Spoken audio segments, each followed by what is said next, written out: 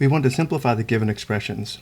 We simplified similar expressions earlier by setting them equal to variables and then converting the log equations to exponential equations to solve for the variable.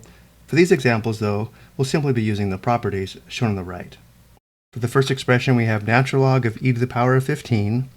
We need to remember that natural log is log base e.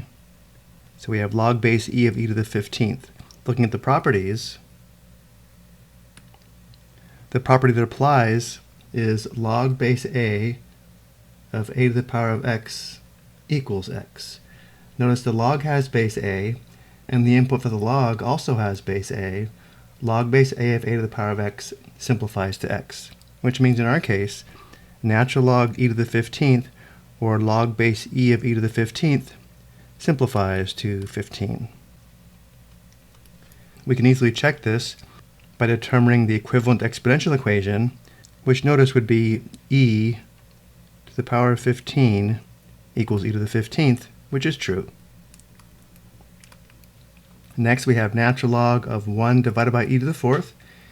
We need to write 1 divided by e to the 4th as e to a power. Recall 1 divided by e to the 4th is equal to e to the power of negative 4. The given expression is equal to natural log of e to the power of negative 4. Notice now it's in the same form as the first example, where natural log or log base e of e to the power of negative 4 simplifies to negative 4. Again, we can easily check this. Natural log is log base e. The equivalent exponential equation is e to the power of negative 4 equals e to the power of negative 4, which once again is true. Next, we have natural log of the 8th root of e to the 4th. We need to write the 8th root of e to the 4th as e to a power by converting to rational exponent form.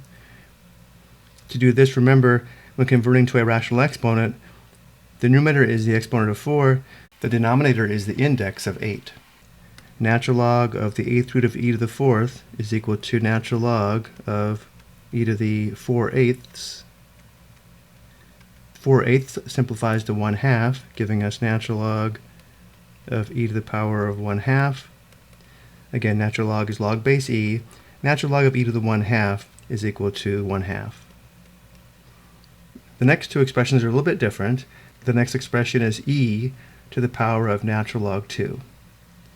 Again, remembering natural log is log base e, the property that now applies is a to the power of log base a of x equals x.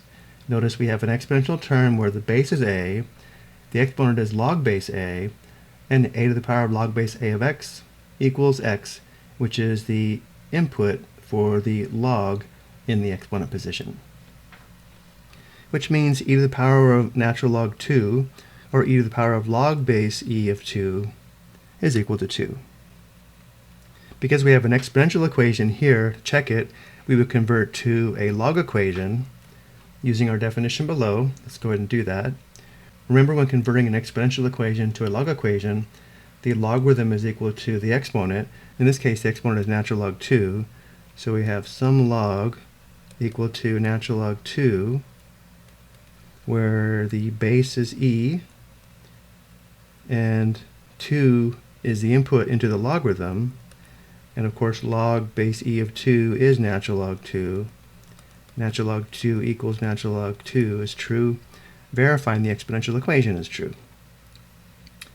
And for our last example, we have e to the power of 1/2 natural log 7. This one's a little bit different because of the 1/2. We can't apply the property of a to the power of log base a of x equals x until the coefficient of the logarithm and the exponent is 1. Notice right now it's 1/2, which means we first need to apply the power property of logarithms, which is p times natural log a of m is equal to log base a of m to the power of p. We can move the coefficient of p to the exponent position of m, which means for 1/2 natural log 7, we can move the 1/2 to the exponent of 7 and write the expression as e to the power of natural log of 7 to the 1/2. And notice now it's in the same form as the previous example. E to the power of natural log 7 to the 1/2 is equal to 7 to the 1/2, if we want the square root of 7.